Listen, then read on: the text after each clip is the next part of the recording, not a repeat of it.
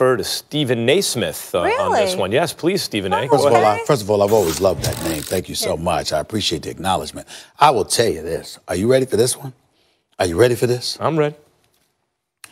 Lakers aside, because that's obvious. Oh, I thought that was my team. That was the alley-oop. No. Lakers aside. I lobbed it up for you. No, I don't want that one. I don't want that one. That's too easy. That's a given. Good way they've looked since LeBron has gotten hurt, okay?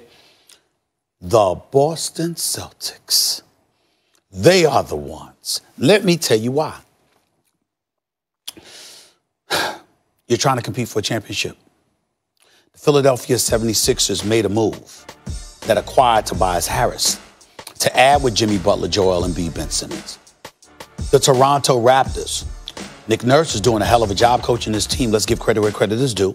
We know what a superstar Kawhi Leonard is. Siakam, Anunoby, and all of these boys, now that LeBron James is not in the Eastern Conference, with both of those guys having improved their perimeter shots.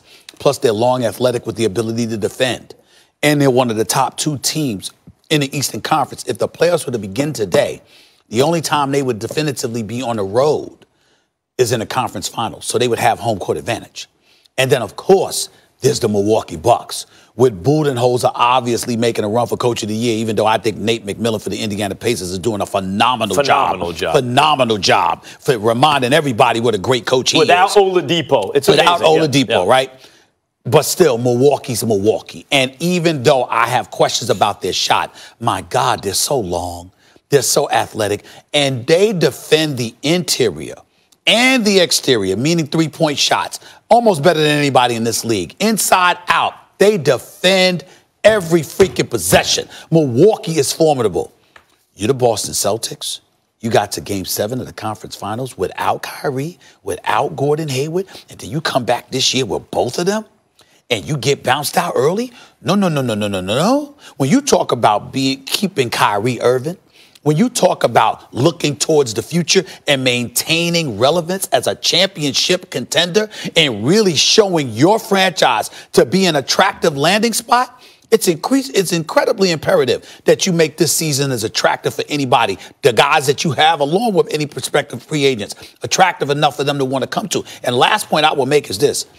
Max Kellerman, you often point to Danny Ainge and the job that he has done. Mm-hmm. And I'm not here to refute that. Danny Ainge has proven to be a pretty gifted executive. Mm-hmm. But there's 2 elements of assistance that cannot be ignored. When he pulled off the deal that got Kevin Garnett to Boston, remember, it was his friend, Kevin McHale, who I love. Kevin McHale was running Minnesota at that time. Now, Chauncey Billups and them will tell you a story about how they had to talk to KG and be like, what the hell, do you want to win a championship? You better take you behind the Boston, et cetera, et cetera. But the point is, he had a friend because most people wouldn't have gave him KG. But Kevin McHale did that. And number 2, it also helped that you had a guy like Doc Rivers, who at the time, even though he's still very much respected, at the time was considered to be the golden boy of coaches to some degree, to the point where you had people gravitating to play with Doc Rivers. Now that you don't have that, do you, Danny Ainge, have the ability to recruit for Boston? That could potentially be determined by what you do the rest of this season. Philly got better, and I said that they did great in the trade yesterday.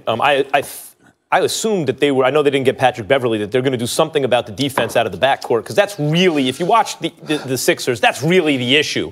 That if you say, where's the weakness on the team? Ben Simmons shooting. Guard defense. Ben Simmons shooting, yeah. Defensively. Offensively, it's Ben Simmons, but Ben Simmons ain't going to discover a shot. I know that. It's just but the defense, you can do something to address. But still, I think the Sixers got better. I agree. They now elevated from second tier, I would say. Arguably first tier. To first tier, yeah.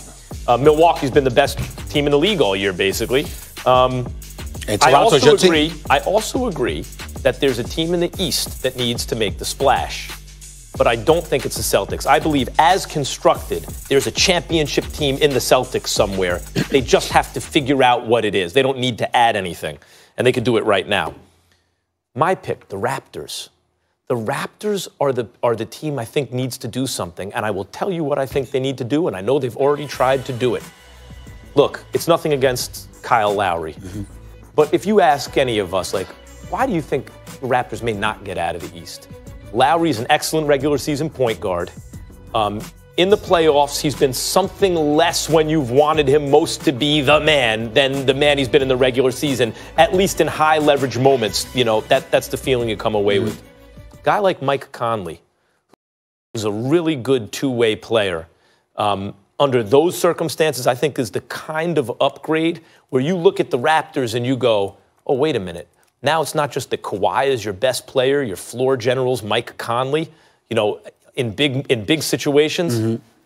I think that's the kind of move. I mean, like, ideally to be someone like Drew Holiday. Right. But in terms of who's available, that's the kind of move that would make you look at the Raptors again and say, you know that thing I think they were missing? The reason I didn't take them? I think they have that now. It's interesting. You know what we're doing, right? Because basically what we're saying is, look, you had Toronto, I got Boston. We try to make sure, you know, our picks are all right, you know, come postseason time. That's basically what we do. Damn it, Boston, I picked you. This is what you need to do. Damn it, Toronto, this I picked you. This is what you need to do. That's basically what you're doing. But I don't disagree, but I love, in the interest of full disclosure, Kyle Lowry and I go back. I covered him in high school in Philadelphia when I was writing for the Philadelphia Inquirer. Listen, I love me some Kyle Lowry. Here's what we have to highlight. The game changes come playoff time. It slows down. Defenses get back, and they're more settled to defend you, or as Kobe would say, keeping the talent in front of you. That is why Kyle Lowry struggles. Nowhere else? Because he's miniature in size. Right. He has to shoot over, and you know, and you can post him up. How's Kyle Lowry get along with Masai Ujiri? Not great. There's another reason. Not great. Not great. All right, it's the Lakers. Two of the NBA's biggest stars go off on current events in the association. We'll tell you what has KD and LeBron